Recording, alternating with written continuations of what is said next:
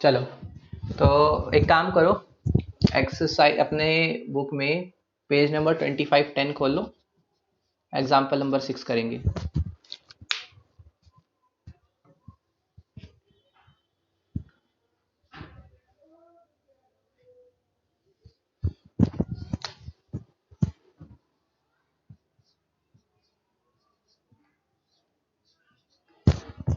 Hijack follow करना, question को मुझे समझाओगे लाइन से, ठीक है? अभी ये वाला क्वेश्चन स्टार्ट हुआ है, पूजा समझाएगी, फिर ऐसी लाइन से एक एक करके सब समझाते जाओगे।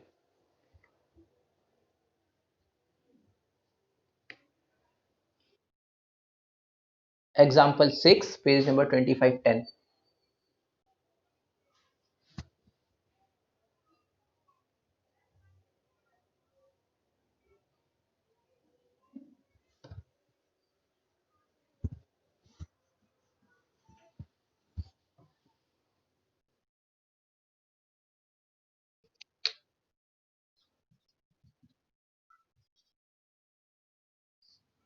कौन सा होगा? हमारे पास चार शेप के पैराबोला होते हैं।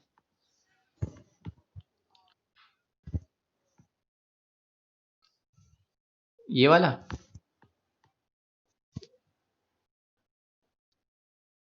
ठीक है, किसी को कोई कंफ्यूजन तो नहीं? ये वाला साइन क्यों होगा? क्योंकि देखो डिग्री 1 एक्स के साथ है, इसका मतलब इसका जो एक्सिस है ना वो एक्स ऐसा होगा, यानी कि ये एक्स एक्सिस के हिसाब से बनेगा। ठीक है, इतना शेप क्लियर हो गया। अच्छा एक काम करो, यहाँ पे जरा बताओ, क्या ये ओरिजिन से पास करेगा?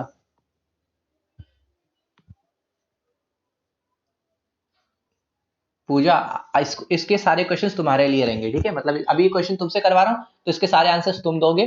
अगला क्वेश्चन यामिनी, तो सारे आंसर्स यामिनी। ठीक है, तो ओरिजिन से पास कर रहा है, ओके। इतनी बात समझ में आ गई। अब अगला बताओ, सिमेट्रिकल है किसी भी एक्सिस के अबाउट?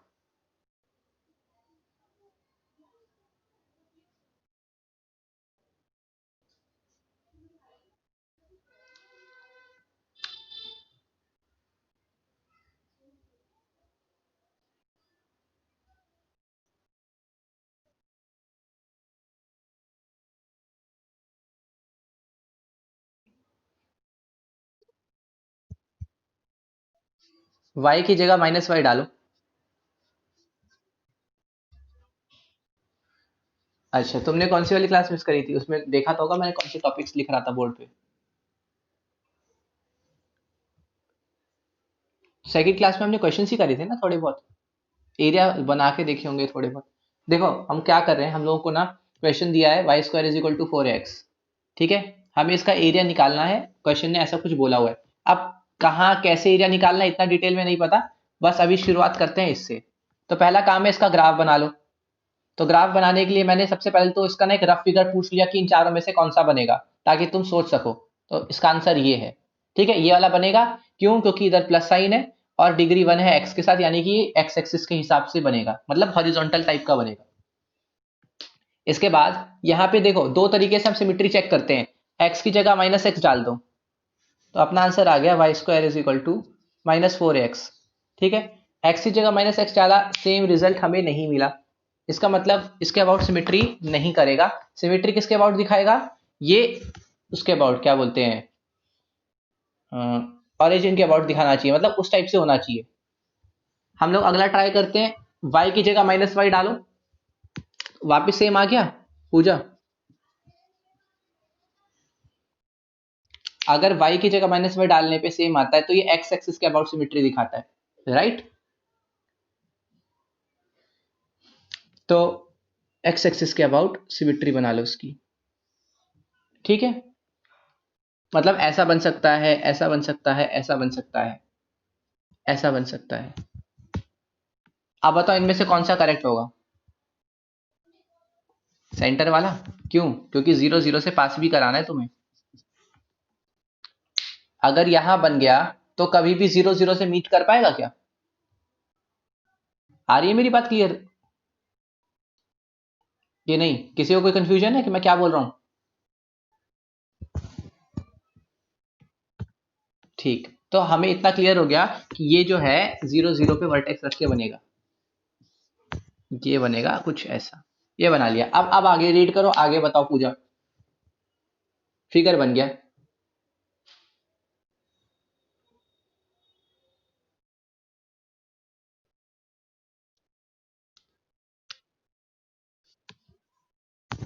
लैटिस रेक्टम 4a पे बनता है, ये हमें पता है। तो 4a, 0 कोऑर्डिनेट मिल गया और ये हो गया लैटिस रेक्टम। और हमसे बोला है कि इस वाले कर्व और इसके लैटिस रेक्टम के बीच का एरिया बताओ, यानी कि ये शेडेड एरिया निकालने को बोल रहा है।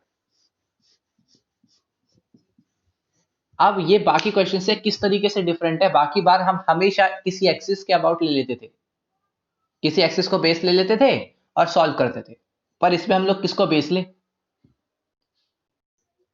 कंफ्यूजन ये है कि इसमें तो इसके और इसके बीच में निकालने को बोल दिया, तो हम बेस किसको लें? हम नहीं ले पाएंगे बेस। तो इसका सीधा सा तरीका है कि ऊपर जो फर्स्ट हाफ है और सेकंड हाफ, इनका एरिया होगा बराबर, ठीक है। तो हमारा एम है फर्स्ट हाफ का एरिया कैलकुलेट कर लेना, उसको 2 से मल्टीप्लाई कर दोगे तो टोटल एरिया आ जाएगा, ठीक है। अब फर्स्ट हाफ का एरिया कैलकुलेट करने के लिए आप ध्यान से देखो, ऐसी फिगर बनी है जो 0 से 4a तक इंटीग्रेट करना है।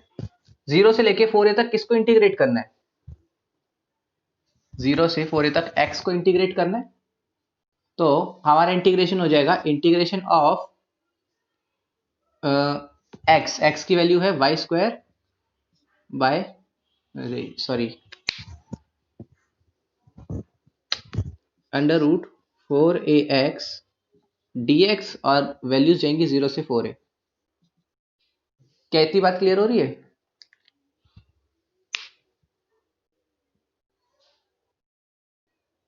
तो ये स्टेप क्लियर हुआ कि मैंने यही स्टेप क्यों लिखा? किसी को कंफ्यूजन तो नहीं? क्योंकि देखो मुझे क्या,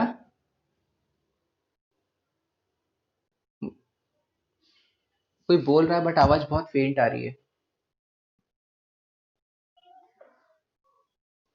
कहां से स्टार्ट करना है? देखो हम लिमिट्स बताते हैं कहां से लेके कहां तक जाना है हमें। अरे सॉरी सॉरी सॉरी, ये पूजा ने कंफ्यूज कर दिया। 4 है तो उसकी लेंथ होती है, ये ए होता है। क्या पूजा कंफ्यूज कर देते हो? देखो ये वाली लेंथ 4a कहलाती है, याद करो यार, और ये डिस्टेंस होता है ए। याद आया? पैराबोला में पढ़ाया गया था, लेटस रेक्टम जो है वर्टेक्स से ए दूरी पे होता है। याद आया कि नहीं? नहीं आया तो थोड़ा सा रिवाइज कर लेना, ठीक है। लेटस रेक्टम यहाँ से ए दूरी पे होता है, लेटस रेक्टम की लेंथ 4a होती है। तो 0 से लेके ए तक हम लोग इस फिगर को इंटीग्रेट कर रहे हैं। 0 से लेके ए तक हम इस फिगर को इंटीग्रेट करें, हमें इसके आगे इंटीग्रेट नहीं करना। देखो ग्राफ तो और आगे चलेगा ना जानवी, पर हम पूरा थोड़ी इंटीग्रेट करने बैठेंगे, ऐसे तो करोगे इन्फिनाइट ही आ जाएगा, क्योंकि ग्राफ कभी खत्म ही नहीं होगा। हमें पता चल गया 0 से चालू करना है और ए तक ही देखना है, ठीक है। कोई कंफ्यूजन? हेलो? तो बस ये रहा हमारा एरिया ऑफ वन, ठीक है। एरिया ऑफ वन मतलब ये हाफ का एरिया आ जाएगा, हम इसको 2 से मल्टीप्लाई कर देते हैं तो हमें मिल जाएगा पूरा एरिया। तो हमारा जो नेट एरिया है वो क्या होगा, इसमें से कांस्टेंट बाहर कर दो तो अंडर रूट 4a बाहर, इंटीग्रेशन बचा 0 से लेके ए, एक्स की पावर 1/2 dx। इसके आगे तुम लोग खुद करोगे क्योंकि एक्स की पावर 1/2 का इंटीग्रेशन बहुत सिंपल है, ठीक है। अच्छा एक टू रह गया, ये वाला टू भी ध्यान देखे रहना, भूल मत जाना। किसी को कोई कंफ्यूजन यहां तक तो बता दो, और किसी को इसके आगे सॉल्यूशन चाहिए तो भी बता दो, क्योंकि मैं एक्सपेक्ट कर रहा हूं इसके आगे तो बहुत इजीली हो जाना चाहिए। एक्स की पावर एन सबसे इजी है इंटीग्रेशन इसका, और नोट कर लो।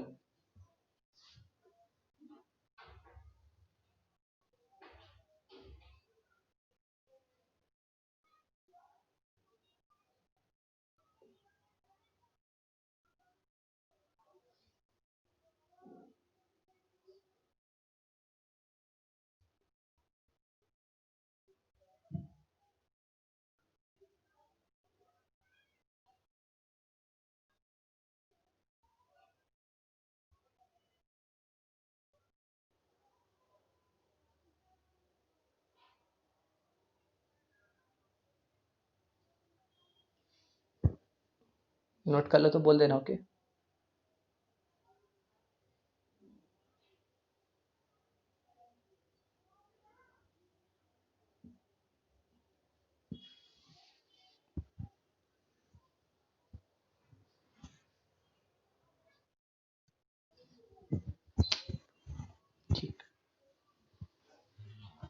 अगला क्वेश्चन नंबर 9 रीड करो। क्वेश्चन नंबर 9, यामिनी तुम तैयार हो? अगला नंबर तुम्हारा है।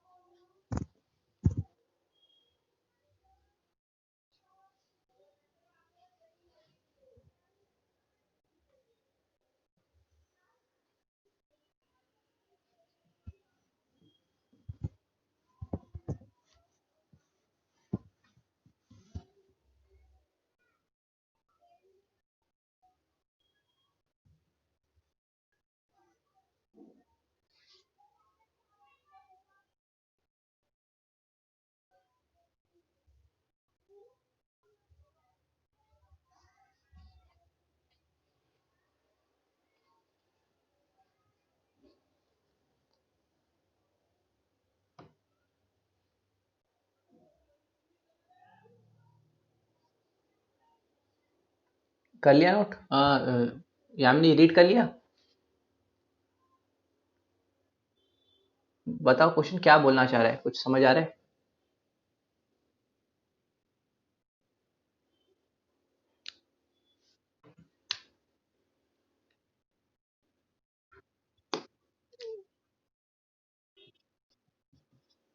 और y इज इक्वल टू 280।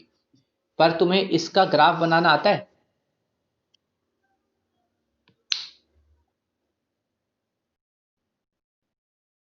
देखो, पहली बात ये कि इस क्वेश्चन में x और y डिफरेंट है, पर जब तुम इसका ग्राफ बनाओगे ना, तो यहाँ x है, यहाँ y है।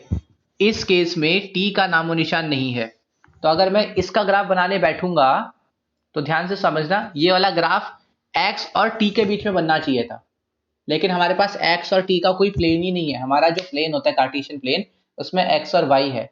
इसका मतलब हमें इसका इस्तेमाल करके एक इक्वेशन बनानी पड़ेगी जिसमें सिर्फ x और y हो। बात समझ आई? तो देखो, हम क्या कर सकते हैं, हमें हमें सिर्फ t को एलिमिनेट करना है ना, तो ये काम तो आसान है। किसी एक में से t की वैल्यू उठाओ, दूसरे में पुट मार दो। तो मैं क्या कर देता हूं, y by 2a is equal to T लिख सकता हूं। मैंने सिर्फ इस 2a को नीचे भेज दिया। अब इधर से जो t की वैल्यू है x वाले में पुट मार देता हूं। तो x is equal to a into Y by 2a का whole square, x is equal to a Y square by 4a square. a से कट गया, 4 इधर भेज दिया, तो 4a x is equal to Y square. इतना क्लियर हुआ? किसी को कोई कंफ्यूजन तो नहीं? अगर ऐसा क्वेश्चन आ जाए, इसको ना पैरामेट्रिक फॉर्म बोलते हैं, पैरामेट्रिक फॉर्म। इसमें क्या होता है, हमारे पास इक्वेशन ना किसी और पैरामीटर के टर्म्स में होती है। देखो, टी से हमारा कोई लेना देना नहीं था, पर इक्वेशन में एक नया पैरामीटर यूज कर लिया, तो हमारा काम है उसको एलिमिनेट करो, असली इक्वेशन निकाल लो। अपना काम हो गया, असली इक्वेशन निकल गई। ठीक है, तो इसका ग्राफ कैसे बनता है? अरे ये तो अभी अभी जस्ट एक सेकंड पहले बना के गए ना हम। Y square is equal to 4x, तो ये बनता है, बना दिए हमने। Y square is equal to 4x अभी अभी बनाया था, सेम टू सेम ग्राफ बन गया। अब इसके लिमिट्स बताओ, ये काम तुम बताओ। हमें बोला है t इज इक्वल टू 1 और t इज इक्वल टू 2 के कॉरेस्पॉन्डिंग जो है ऑर्डिनेट्स उस पर बनाने हैं। तो बताओ जरा, हम कोऑर्डिनेट्स कैसे निकालें? क्योंकि देखो, इतना समझ में आ गया, हमें इसका ग्राफ निकालना है, ठीक है, पर आगे कैसे सॉल्व किया जाए? आगे सॉल्व नहीं होगा,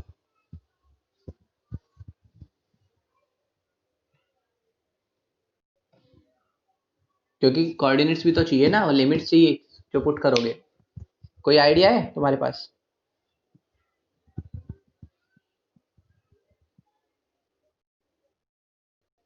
हाँ, सही सोच रहे हो, बिल्कुल सही सोच रहे हो। क्या कह रहे हो?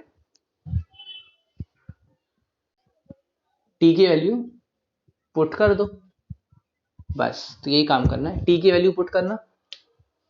जब मैं टी की वैल्यू 1 पुट करता हूं, तो एक्स की वैल्यू कितनी आ रही है, ए, और वाई की वैल्यू कितनी आ रही है, 2 है। अच्छा, फिर टी की वैल्यू 2 पुट करना। तो x की वैल्यू कितनी आ गई 4a, तो y की वैल्यू कितनी आ गई 4a। ठीक है, तो यहां से इसका लेटेस्ट रेक्टम होगा a डिस्टेंस पे, जस्ट बना रहा हूं मैं। तो t इज इक्वल टू 1 यानी x इक्वल टू a और 2a यहां पे लाई करेगा। ठीक है, y वाला। और दूसरा इक्वेशन बोल रहा है x इक्वल टू समवेयर आगे 4a होगा, है ना, जैसे यहां तक आया आगे जाके आते 4a भी आएगा कभी, तो 4a के सामने इधर ऊपर ये भी 4a है। तो ये देखो हमने बना लिए ये लाइंस। अब क्लियर हो गया, हमें इन लाइंस के बीच में बनने वाला सारा एरिया बताना है किसी को कोई कंफ्यूजन अभी भी?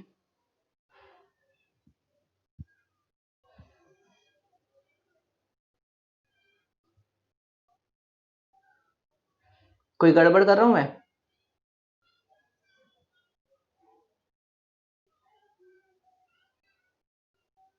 चेकआउट करो, किसी और किसी को भी दिख रही हो कोई गड़बड़ मेरे समझने में, क्वेश्चन के इंटरप्रिटेशन में, तो बताओ।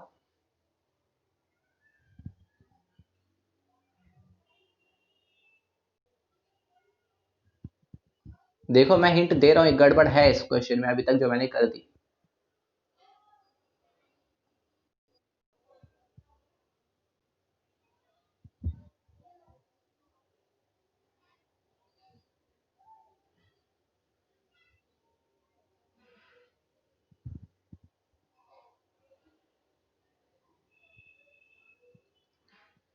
अच्छा, किसी को नहीं पकड़ में आ रही तो मैं ये बात बता देता हूं कि जब हम इंटीग्रेशन, अरे वो गड़बड़ दी वो तो करेंगे।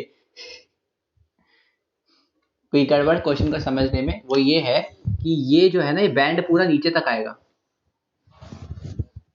ठीक है, ये बैंड पूरा नीचे तक आएगा और हमें इस पूरे का एरिया बताना है एक्चुअली, ना कि सिर्फ आधे का, क्योंकि t is equal to 1 represent कर रहा है इस एक ऑर्डिनेट को, मतलब इस एक पोजीशन को रिप्रेजेंट कर रहा है जो ये पूरी लाइन को खींच देगा। t इज इक्वल टू 2 इस पूरी एक लाइन को रिप्रेजेंट कर रहा है। हमने सिर्फ इस एक साइड देख ली उस चीज की, पर ये पूरी साइड है। ठीक है, क्वेश्चन ने ये बात नहीं बोली थी कि हमें t इज इक्वल टू 1 और t is equal to 2 and x axis के बीच में बनाना है। बात को समझो, हमें x एक्सिस के साथ एरिया निकालने नहीं बोला था। इसका मतलब इन्हीं चारों ऑर्डिनेट्स के हमें एरिया निकालने पड़ेंगे। तो हम लोगों ने यहां तक लाके छोड़ दिया, इसमें हमने क्वेश्चन को मिस इंटरप्रेट किया, क्वेश्चन में x एक्सिस के साथ कहीं नहीं लिखा। ठीक है, तो हम भूल जाएंगे कि यहाँ x एक्सिस थी भी, मतलब प्रैक्टिकली सोचा जाए तो हमें ये एरिया निकालना था। अभी क्लियर हुआ?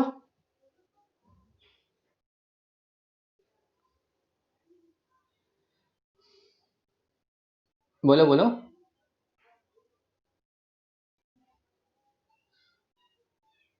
क्वेश्चन में चेकआउट करो, उसमें बोलो, सुन रहा हूं मैं।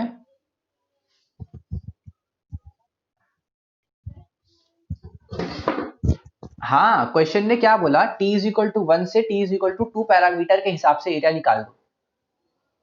ठीक है, t इज इक्वल टू 1 से t is equal to 2 parameter तक का एरिया निकाल दो। और वो area t is equal to 1 इसको रिप्रेजेंट कर रहा है, t इज इक्वल टू 2 इसको रिप्रेजेंट कर रहा है, उसमें जीरो को कुछ लेना ही नहीं। तो ये हमेशा दिमाग में निकाल दो कि हमेशा क्वेश्चन में जीरो से इंटीग्रेट करने को बोलेगा, नहीं, कहीं से भी इंटीग्रेट करने को बोल सकता है वो। आई थिंक अब यहां तक किसी को कोई डाउट तो नहीं है?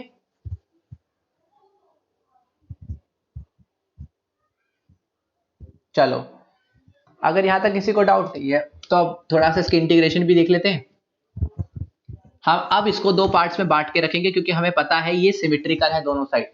एक का निकालोगे दूसरे का 2 से मल्टीप्लाई करके आ जाएगा।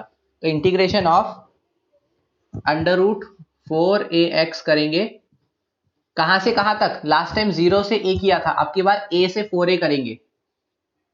पर जब हम ऐसा करते हैं तो ये बाय डिफॉल्ट x एक्सिस के साथ निकाल देता है, तो x एक्सिस के साथ इतना एरिया मिलेगा। हमें तो पूरा एरिया चाहिए, यानी कि एक 2 टाइम्स मल्टीप्लिकेशन भी होगा। तो अब मैं इतना क्वेश्चन तुम्हारे लिए छोड़ रहा हूं, इसका इंटीग्रेशन तुम लोग कर सकते हो। ठीक है, तो यहां तक नोट करो और बताओ, किसी को कुछ पूछना है तो रोको।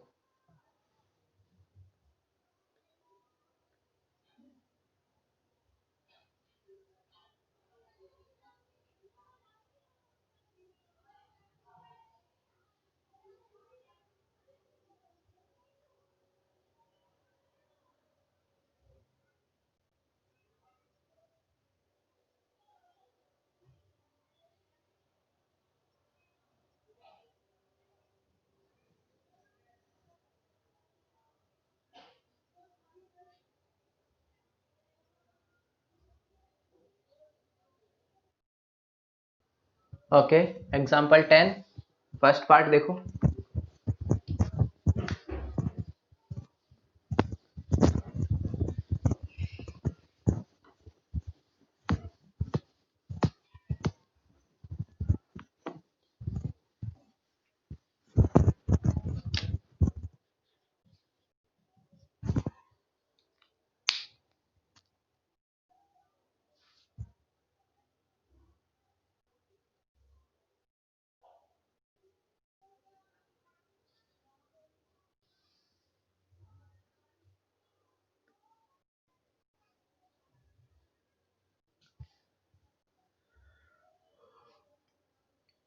पढ़ा जानवी, तुम्हारा नंबर है।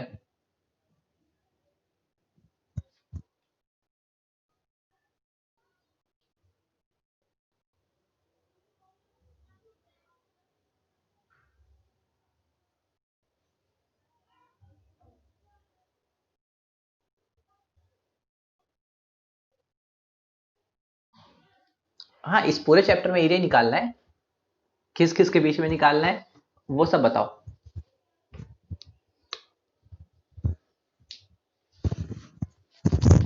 बोलो।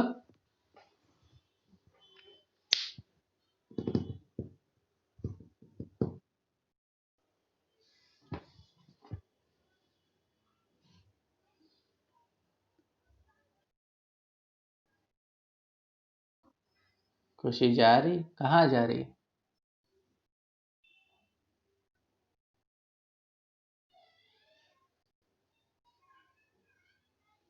जा रही, अच्छा एक मिनट, आज की तो टिकट है ना उसकी, ध्यान ही से उतर गया। 20 तारीख कब आ गई यार?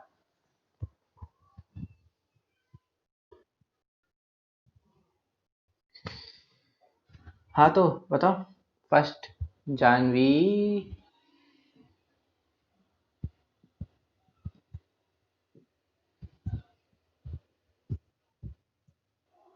क्वेश्चन रीड तो करो, बोल बोल के रीड करो, अगर नहीं आ रहा तो इधर बैठा हो ना, बताऊंगा।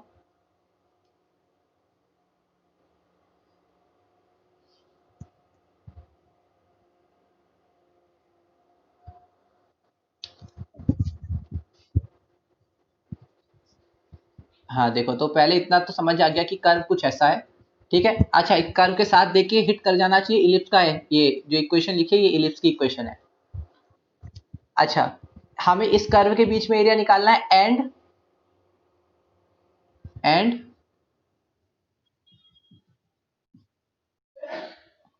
ठीक है, ऑर्डिनेट्स हमें दे दिया x इज इक्वल टू 0 और x is equal to a।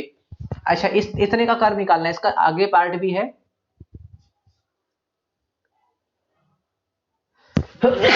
Sorry. Hence calculate. हाँ हाँ, फर्स्ट पार्ट खत्म नहीं हुआ, इस पे एक और पार्ट है कि इलिप्स का पूरा एरिया भी बताना है उसके बाद। ठीक है, मतलब पूरा एरिया इलिप्स का बताना है, पहले इतना करना है फिर ये करना है। तो पहले तो इसको बनाने की कोशिश करते हैं। मुझे नहीं लगता किसी को कंफ्यूजन होनी चाहिए, इलिप्स का डायग्राम ऐसा बनता है ये वाला, तो बहुत ही बेसिक सी इक्वेशन दे दी है। ये डिस्टेंस यहाँ से a होता है, यहाँ पे माइनस a होता है, यहाँ माइनस b, यहाँ b। ये तो याद है कि नहीं? अच्छा, हमें बोला कि हमें इसका एरिया निकालना है, कहाँ कहाँ, x इज इक्वल टू 0 से लेके x is equal to a, यानी कि इतना एरिया कवर करना है। और x एक्सिस को भी लेना है, x एक्सिस का मतलब नीचे, जब बोलते हैं ना कि सिर्फ x एक्सिस के साथ निकालो, तो नीचे वाला नहीं लेते हम लोग, ठीक है। क्योंकि अगर पूरा ले लोगे तो फिर वो x एक्सिस कहाँ हुआ, तुमने इस और इसके बीच में एरिया निकाल दिया।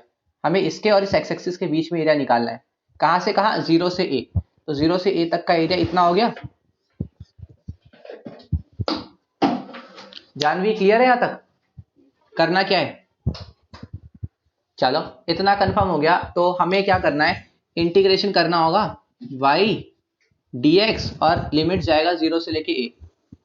पर इस y की वैल्यू यहाँ से निकाल के लिखनी पड़ेगी, ये थोड़ा सा काम है। तो एक्स स्क्वायर यहाँ हो गया B square plus A square Y square is equal to A square B square, उधर शिफ्ट कर दो, इसको इधर भेज दो, B square X square minus A square B square by A square is equal to Y square, और इस पूरा अंडर रूट, तो ये वाई आ गया, राइट। तो इस पूरे में से p कॉमन ले लो, तो p बाहर, अंडर आ गया X square minus A square by A square is equal to Y. अच्छा, इसमें से ए स्क्वायर भी तो वही है, तो इसको भी बाहर ले लो, तो b bye A under root x square, कोई गड़बड़ तो नहीं कर रहा हूँ मैं, माइनस ए स्क्वायर, डिफरेंट आ रहा है ना।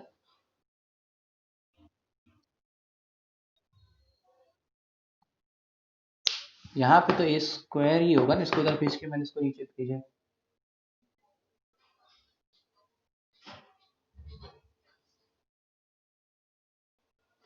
देख लो, मेरे को कंफर्म नहीं है, मैं गलती बहुत करता हूँ इस जगह पे। तुम्हारी बुक में क्या है? अच्छा, अरे ये गलती हो गई ना, जब इसको इधर भेजूंगा तो यहाँ माइनस साइन भी तो आएगा, तो ये माइनस साइन मल्टीप्लाई होगा एक्चुअली अंडर रूट लेने से पहले। जब माइनस साइन मल्टीप्लाई करूंगा तो इसका ऑर्डर उल्टा हो जाएगा ना, ठीक है। तो y is equal to B by A under root A square minus X square. लो, हो गया यहाँ तक।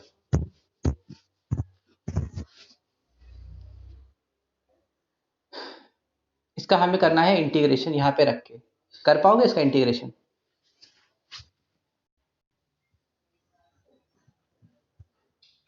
यही वाली फॉर्म कट हुई थी ना, सेकेंड, कोई चेक करना, जानवी तुम खोल के चेक करना अपने एनसीईआरटी, तुमने फोटो भेजी तो थी ग्रुप पे।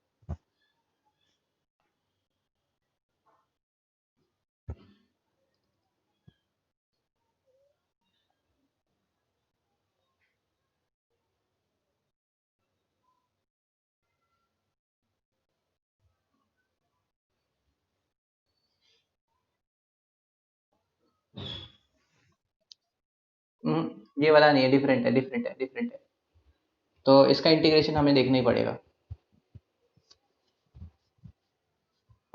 ठीक है, इसका इंटीग्रेशन करेंगे, फिर यहाँ तक नोट कर लो पहले, स्पेसफुल हो गया वैसे भी।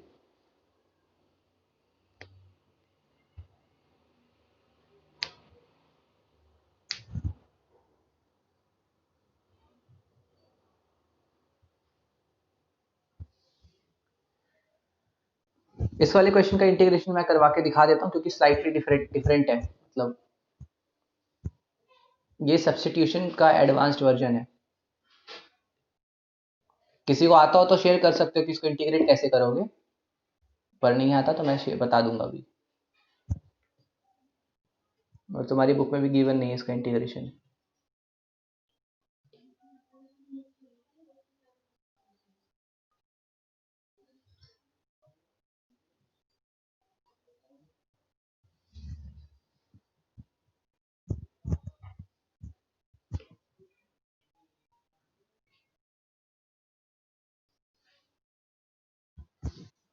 ओके,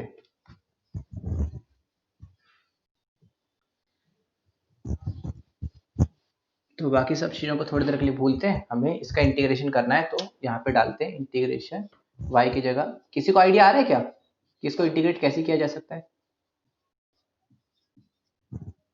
और जीरो से इंटीग्रेशन की लिमिट्स क्या बोली थी क्वेश्चन में? जीरो से बोली थी ना, तो अगर किसी को आइडिया नहीं आ रहा तो मैं बताता हूँ, अगर किसी को कुछ भी आइडिया आ रहा है तो बताओ, क्योंकि क्वेश्चन इंडेफिनिट का बन गया वापस।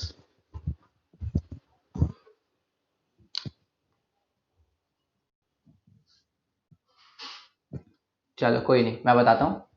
x की जगह पुट करो I believe A sine theta.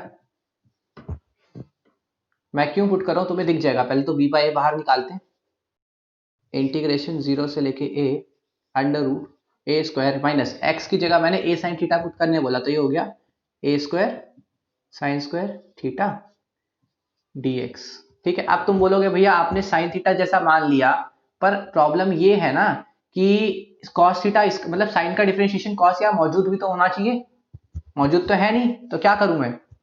तो यही इस क्वेश्चन का कमाल, p बाय ए, इसमें से a कॉमन निकाल लो, अंडर रूट अंदर बचा 1 minus sine square theta D theta, और यहां मैं इसको लिख सकता हूं D X is equal to A sine theta का differentiation cos theta D theta. तो बी बाय ए, और मैंने माना है सब्स्टिट्यूशन मेथड दीदी। तो इस ए से ए काट दो यहीं पर, 1 माइनस साइन स्क्वायर थीटा हमारे हिसाब से कॉस थीटा के नाम से जाना जाता है, सॉरी डी थीटा यहाँ पे नहीं है तो डी एक्स है। अब फिर डी एक्स की जगह इसको लिखे हम, तो ए कॉस थीटा डी थीटा, ठीक है। अच्छा यहाँ तक इंटीग्रेशन 0 से a थी, पर अब मैं थीटा में ला चुका हूँ तो मेरे को इंटीग्रेशन की लिमिट्स भी चेंज करनी पड़ेगी। तो जब x की वैल्यू 0 थी तो साइन थीटा की वैल्यू, तो थीटा भी 0 होना चाहिए। और जब x की वैल्यू a है, देखो x की वैल्यू जब a है तो साइन थीटा की वैल्यू 1 है, यानी कि थीटा की वैल्यू होनी चाहिए पाई बाय 2। तो ये हो गया 0 से पाई बाय 2। ये a को भी बाहर निकाल दो, यहाँ a b integration cos square theta D sorry D theta और 0 से लेके पाई बाय 2। हाँ, ये आ गया इंटीग्रेशन। देख लो पहली बार ऐसा सब्स्टिट्यूशन देखा जिसमें उसका डिफरेंशिएशन मौजूद नहीं था, फिर भी हमारा काम सॉल्व हो गया और क्वेश्चन सिंप्लीफाई हो गया। अब तुम इसका इंटीग्रेशन कर सकते हो, इनफैक्ट किया भी होगा तुम लोगों में से कईयों ने किया है कि नहीं।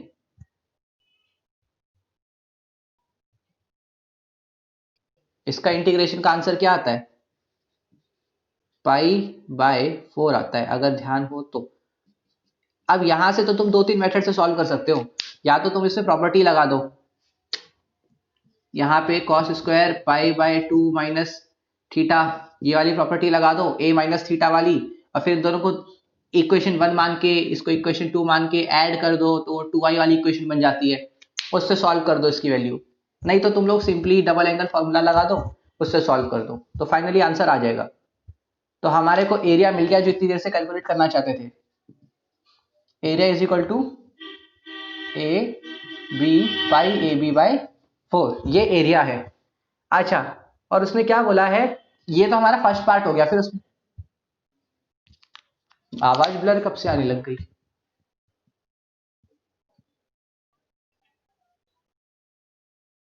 हेलो, ठीक आ रही है कि नहीं अभी भी। देखो, तो ये हमने इतना कर लिया कि वो जो उसने बोला था ना शेडेड एरिया, उसका एरिया निकाल दिया।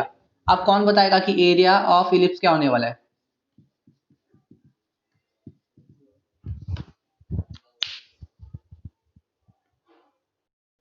एरिया ऑफ इलिप्स बताओ यार कोई जल्दी से।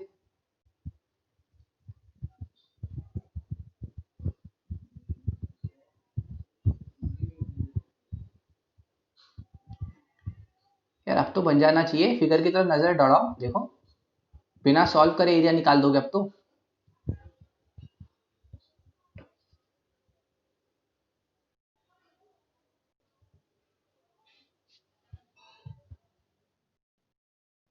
हाँ पूरे इलिप्स का, और क्या।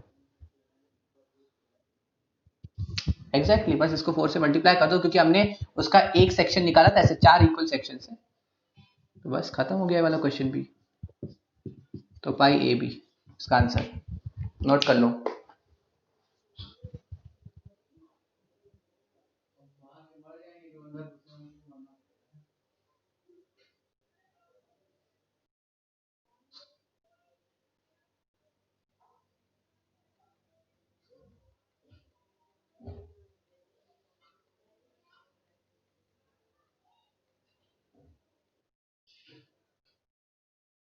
पूछो।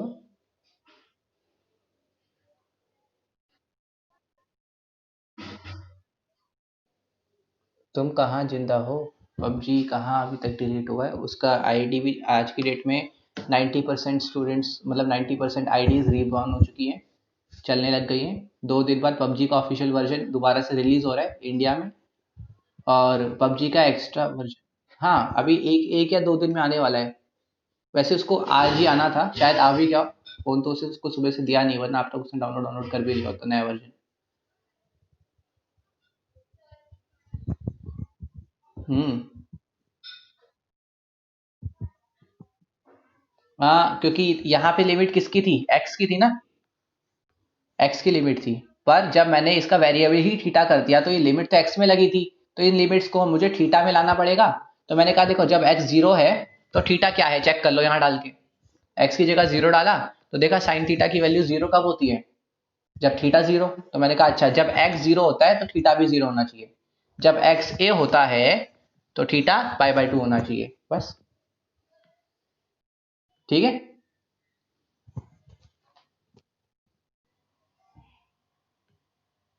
लिख लिया ना सबने, कर सकता हूँ ये। हम्म, बोलो चाहत।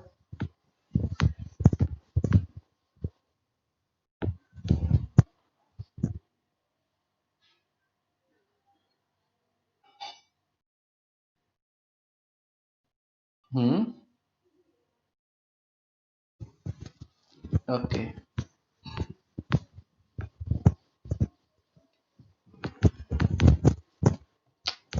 तो हम लोगों के पास अंडर रूट में A square minus A square, sorry, minus X square था, राइट। हम लोगों ने एक्स की जगह जानबूझ के ए साइन थीटा डाला। ये इस टाइप के क्वेश्चंस का स्पेसिफिक तरीका है। अगर एक्स की जगह ए साइन थीटा डालूंगा तो क्या हो गया, ये हो गया A square minus A square sine square theta. Mic on रखो चाहत।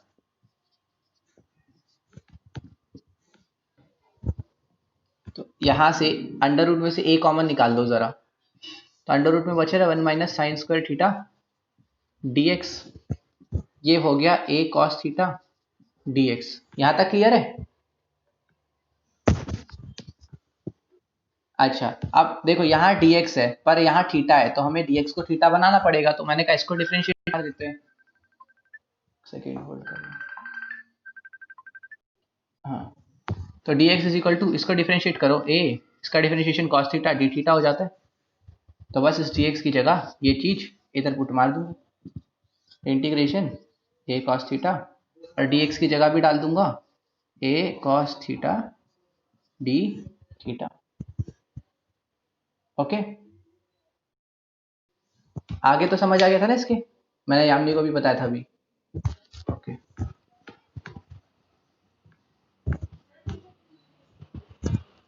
तो अगला क्वेश्चन देखते हैं।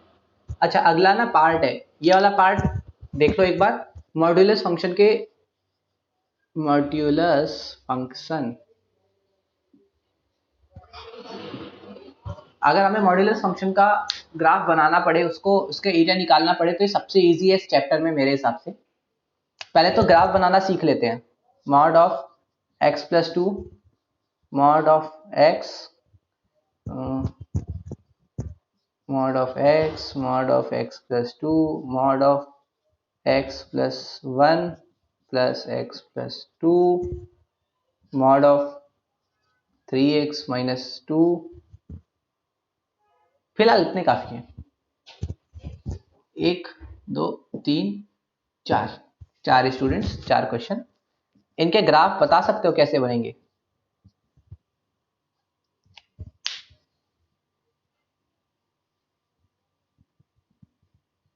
बताओ बताओ जल्दी से, एनीवन।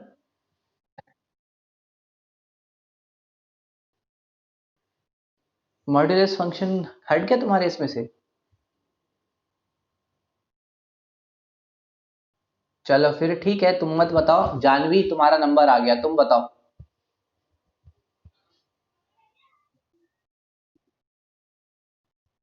हाँ, तो बट ग्राफ कैसे बनाओगे इसका? देखो, मैं ये हिंट दे देता हूँ, मॉड्यूलस फंक्शन ना सबसे इजी फंक्शन है डील करने के लिए। देखो कैसे, मॉड्यूलस फंक्शन का ग्राफ ना एग्जैक्टली यहाँ पे v बनता है। इतनी बात क्लियर है? ये ग्राफ पहले भी देख चुके हो तुम, ठीक है। वी शेप का ग्राफ होता है डॉट जीरो पे। तो हमें सबसे पहला काम बस इतना करना है कि पता कर लो कि इसका क्रिटिकल पॉइंट किधर है। इसका क्रिटिकल पॉइंट पता कर लो। कैसे पता करोगे? जो भी अंदर है उसको जीरो के बराबर पुट करो, यानी कि x इज इक्वल टू -2। अब कुछ नहीं करना, ये ग्राफ उठाओ, x इज इक्वल टू -2 पे जाके प्लॉट कर दो। ये लो, ये इसका ग्राफ हो गया। अभी 3x - 2 का ग्राफ कैसा बनेगा? ये जो 3x-2 है, हाँ, मैं पता है क्या करूँ, ये पूरी की पूरी v उठा लूंगा और जाके उस क्रिटिकल पॉइंट पे रख दूंगा और ये इसका ग्राफ बन जाएगा। ये डायरेक्ट ट्रिक है मेरे साइड से, ठीक है। क्योंकि देखो मैं फिर से बता रहा हूँ, इन ग्राफ्स के नंबर नहीं होते ज्यादा, मतलब तुम्हें बनाना होता है, पर इन ग्राफ्स में तुमने कैसे बनाया, तुम खुद अपने बुक्स में क्वेश्चन देखोगे ना, 90% क्वेश्चंस में एक्सप्लेन नहीं किया कि उन्होंने इस चीज का ग्राफ कैसे बनाया है। और मोस्ट प्रोबेबली अगर 4 नंबर का क्वेश्चन आता है तो ज्यादा स्ट्रेस देना है इस चीज पे कि हमने इसका एरिया निकाला कैसे, ना कि हमने इसका ग्राफ कैसे बनाया। तो इट्स बेटर ना कि हमें ग्राफ जल्दी बनाना है, टाइम सेव हो जाएगा। तो 3x-2 है, इसको भी 0 के बराबर पुट करो, x की वैल्यू आ गई 2/3। इसका मतलब इसका ग्राफ कैसा बनेगा, 2/3 वैल्यू के ऊपर ये वी शेप बना दो। इतना क्लियर है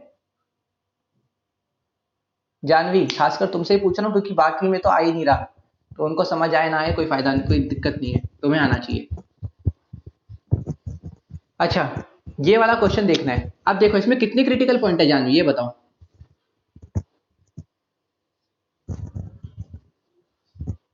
जानवी, दो होंगे, ठीक। तो एक हम x इज इक्वल टू -1 पे ले लेते हैं, एक ले लेते हैं x इज इक्वल टू -2, इतना तो दिख गया होगा, ठीक है। अच्छा, इस इसके ऊपर मैं एक v बनाने की कोशिश करता हूं और एक v मैं इसके ऊपर बनाने की कोशिश करता हूं। तो यहां पे देखो बहुत सिंपल है, यहां तक तुम आए कोई दिक्कत नहीं, यहां तक गए कोई दिक्कत नहीं, पर यहां इंटरसेक्शन हो गया, तो यहां पे तुम इस वाले को हटाओ, इसको हटाओ और ये बना लो।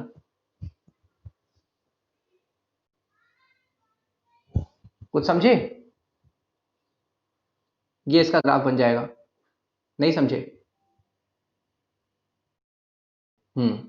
ऐसा ग्राफ बना सकते हो, बट ज्यादातर क्वेश्चंस में तुमको ये W तक ग्राफ में मुझे नहीं लगता देखने को मिलेंगे, मैक्सिमम तुम्हें सिर्फ वो V ही मिलेगा।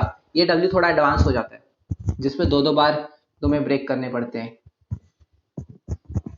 ठीक है। इसको W वाले को फिलहाल भूल जाओ, उसको बनाना भी मत, वरना तुम कंफ्यूज होने लगोगे बाद में। अभी तो मैंने बता दिया, दिक्कत नहीं होगी। हम्म ये जानवी को बता रहा हूँ क्योंकि तुम लोगों में से कट गया, पर जानवी के में कहीं नहीं लिखा कि मॉडुलस फंक्शन के क्वेश्चंस कटे हैं।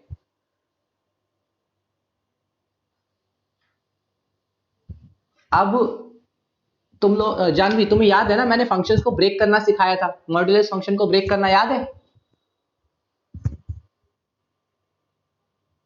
हेलो, मैंने बताया था कि इसको फंक्शन को ब्रेक करोगे तो पहले ये, जब x की value x is equal to -2, यानी कि x जो है या तो -2 से कम होगा, या x जो है वो -2 से ज्यादा होगा, ये तो कंडीशंस रहती थी। इस पे ब्रेक करते थे हम इस क्वेश्चन को, इस वाले को।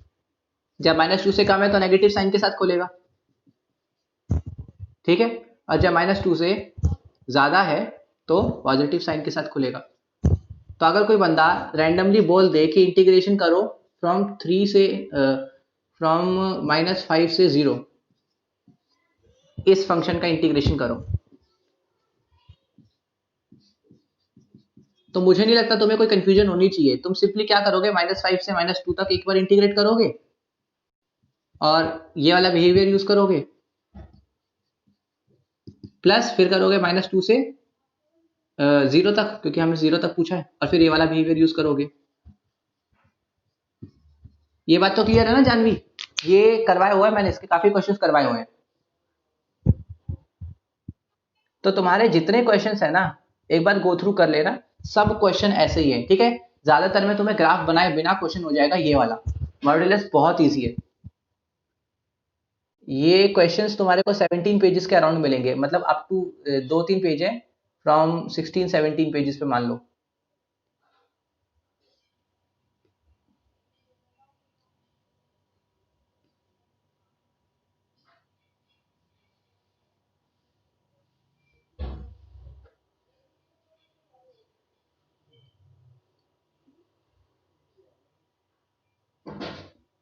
चलो एक दो क्वेश्चन और देखते हैं। ट्रिग्नोमेट्रिक फंक्शंस के ग्राफ तुम लोग बना लेते हो?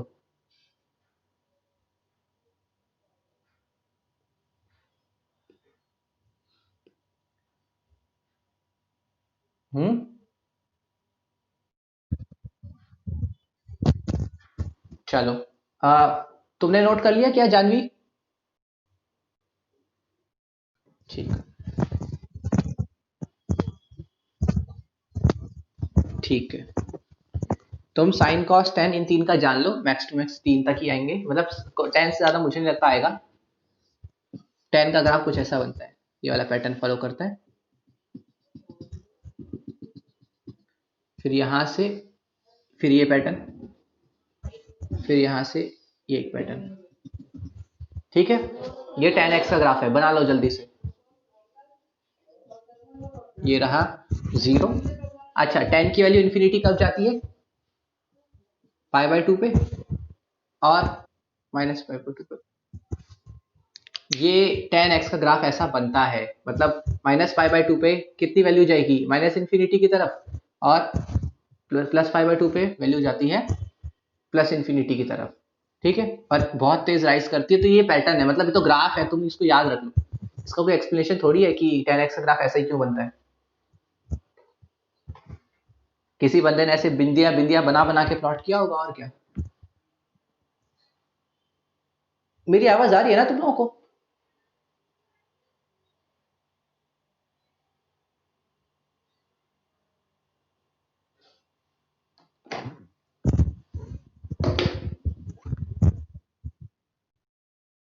पता नहीं, मेरे साइड ना से जी जी सी आवाज आ रही है, इसमें से फोन में से मुझे लग रहा है कि शायद आवाज नहीं जा रही मेरी। हाँ, तभी मैं वो देखा। एक सेकेंड।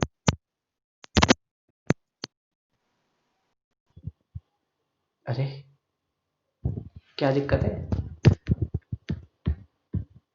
अभी तक तो नहीं आ रही थी, अचानक से आने लग गई। देखो, टेन एक्स का ग्राफ बना लिया, एरेज कर दूं?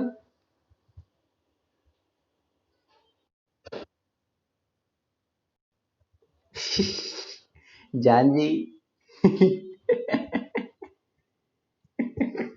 हाँ हाँ, बोलो।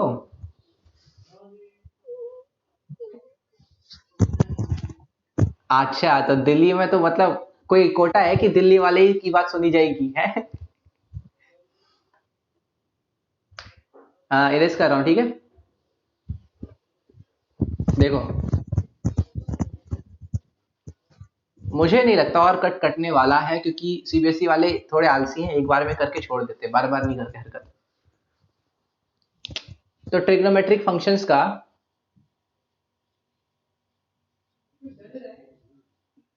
ट्रिग्नोमेट्रिक फंक्शंस का अगर तुमसे कोई पूछा जाए, जरा y is equal to sine X का ग्राफ बताओ, जरा कैसा बनेगा।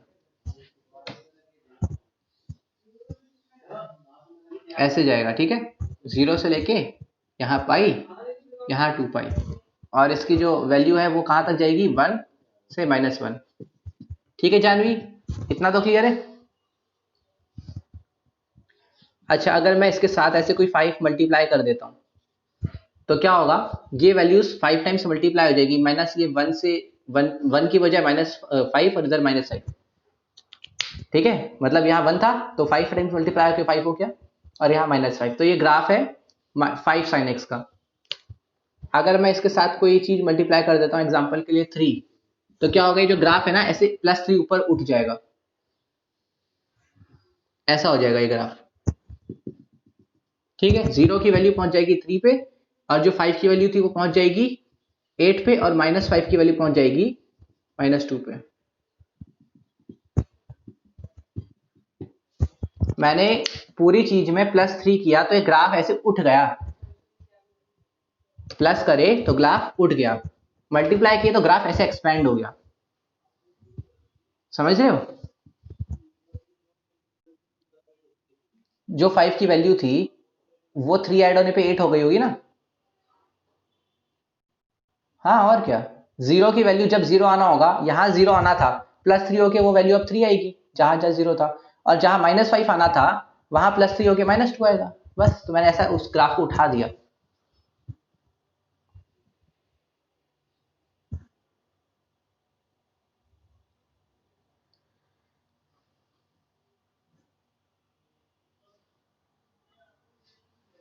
अच्छा, एक और चीज, अगर मैं ऐसा कर दूं, तो जैसे 5 है, इधर मैं साइन की वैल्यू 2x कर देता हूं अंदर, तो अब ये जो ग्राफ है ना इसकी फ्रीक्वेंसी डबल हो जाएगी। मतलब ये ग्राफ जो अभी 0 से 2 पाई तक जा रहा था, अब यही ग्राफ क्या होगा, ऐसा हो जाएगा, 0 से 2 पाई के बीच में 2 बार राउंड मार लेगा। समझ आ रही है मेरी बात? ऐसा हो जाएगा इधर, जानवी। मतलब इधर 2 आ गया, मतलब ट्वाइस घुस जाएगा। और अगर मैं इसे बाय 2 कर दूं तो समझ जाओ ये बहुत स्लो हो जाएगा, ये ग्राफ ऐसे जाएगा, मतलब समझ रहे हो, इसका आधा हो जाएगा स्लो, मतलब स्पीड के मामले में। तो ये बेसिकली कुछ छोटे छोटे से तरीके हैं जिससे तुम ट्रिग्नोमेट्रिक फंक्शन के ग्राफ बना सकते हो।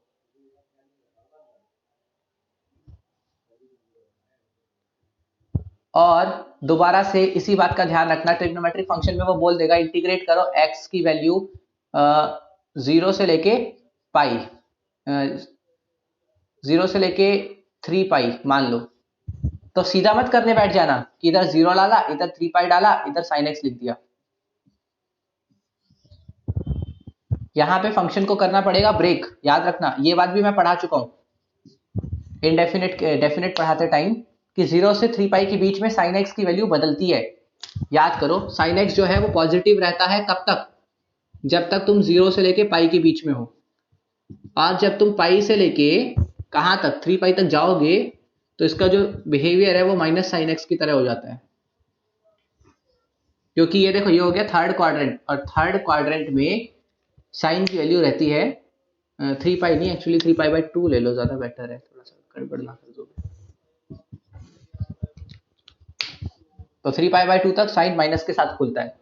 तो इन क्वेश्चंस में कुछ भी नहीं करना, बहुत इजी इजी वाले क्वेश्चन रहते हैं, तो मैं बस इसका इंटीग्रेशन करते टाइम इसका ब्रेकिंग पॉइंट देख लेने हैं कि ये जो वैल्यू है कहाँ कहाँ टूटता है। और अगेन इसके लिए तुमको क्या कह रहे हो, थर्ड क्वाड्रेंट के लिए ना, हाँ साइन थर्ड क्वाड्रेंट में नेगेटिव साइन के साथ खुलता है। और ये कौन से ट्रिग्नोमेट्रिक फंक्शन किस पे टूटते हैं, कहाँ पॉजिटिव हैं, इन सब के लिए तुम्हें वही प्रिंसिपल वैल्यूज और जनरल वैल्यूज की नॉलेज होनी चाहिए, जो पहले भी मैंने 1-2 बार बोला हुआ है। तो इनको रिवाइज करते रखना, क्योंकि मैंने इस टाइप के क्वेश्चंस भी डेफिनेट इंटीग्रल्स में करवाए हुए हैं, और इनमें कुछ भी नया नहीं दिखा मुझे। जो कुछ डेफिनेट में तुम करके आए हो ना बिल्कुल सेम क्वेश्चन होते हैं, बस फर्क ये है कि नाम बोल देते हैं कि एरिया निकालो, उसमें सिंपली इंटीग्रेशन करने को बोलते हैं, इसमें नाम दे देते हैं कि इस चीज का एरिया निकालो। ठीक है, तो यहां तक क्लियर है? अच्छा, एक लास्ट बात, अच्छा तुम लोग एक बार बताओ, पॉलिनोमियल फंक्शन और एक्सपोनेंशियल लॉगरिथमिक फंक्शन इनके कर्व्स के ग्राफ हैं क्या आईसीएसई में?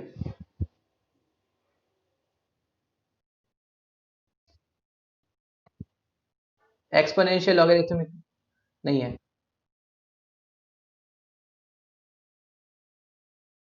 फिर तो तुम्हारा काम हो गया, तुम्हारे में तो, तुम्हारे में होगा, इसका इसका एक या दो ही क्वेश्चन है, उसमें भी कुछ खास ध्यान नहीं रखना होता, मैक्स टू मैक्स तुम्हें सिर्फ इंटीग्रेट करना होगा। एक ही क्वेश्चन है, देख लेना तुम अपने बुक में ही, सिर्फ एक क्वेश्चन है। और अपना ना पर्सनली मैसेज कर देना मेरे को अगर तुम्हें वो समझना है, पेज नंबर 21 पे एक ही क्वेश्चन दे रखा है एक्सपोनेंशियल एंड लॉगरिथमिक का। हाँ इनका ये कट गया, तुम्हारा नहीं कटा।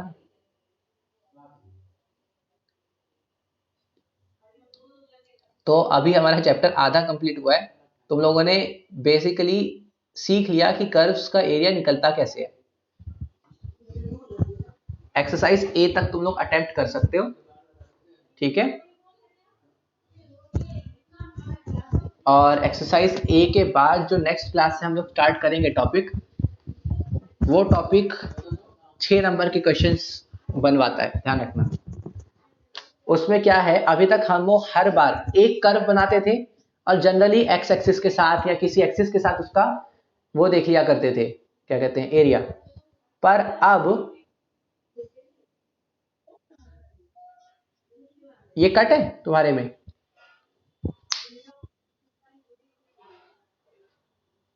भैया ध्यान रख लो, अगर कुछ गलत बोल दिए तो दिक्कत ना हो जाए तुम्हें।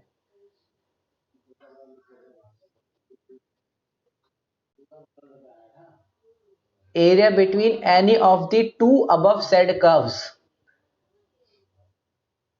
तो दो कर्व्स जो ऊपर बोले हैं, सिर्फ इन दोनों के बीच का कट है, तो ये टॉपिक तो तुम्हारे में भी पूरा पूरा है। तो अब देखो, एरिया अगली क्लास में पता है अब होने वाला है गेम। नेक्स्ट क्लास में तुम देखोगे असली पावर इंटीग्रेशन की। अभी तक तो तुम्हें ऐसा लग रहा होगा भैया एरिया चैप्टर ही क्यों बनाया, हम तो हर बार सिर्फ एक इंटीग्रेशन ही कर रहे हैं। अगली बार तुमको ऐसे क्वेश्चन देखने को मिलेंगे। ये एक ग्राफ है, ये एक और ग्राफ है, फाइंड द शेडेड रीजन। अब तुम पहली बार इंटीग्रेशन की फुल पावर देखोगे। ऐसे ऐसे क्वेश्चंस होंगे तुम्हारे पास अगली बार से। ये है और ये है, और बोलेंगे फाइंड द शेडेड रीजन। हाँ हाँ, नेक्स्ट में ही बता रहा हूं, अभी मैं कुछ भी नहीं बता रहा, अभी तो जस्ट एक आइडिया तुम्हें दे रहा हूं कि अगली क्लासेस में क्या होने वाला है। इधर एक सर्कल बना दिया, इलिप्स बना दिया, इसका एरिया बताओ। मतलब कुछ भी हो सकता है, वो तुमको ऐसे कर देंगे, लाइन खींच देंगे, बोलेंगे ये वाला एरिया बता दो। तो ये है अगली क्लास में जो हम स्टार्ट करने वाले हैं। तो आई वुड से थोड़ा बहुत रिवीजन एरिया वाले चैप्टर का कर लेना, क्योंकि तुम्हारे एरिया के कंसेप्ट खोले होने चाहिए, तभी तुम इसको थोड़ा अच्छी तरीके से अप्लाई कर पाओगे। ठीक है, आज की क्लास में से किसी को कुछ पूछना है?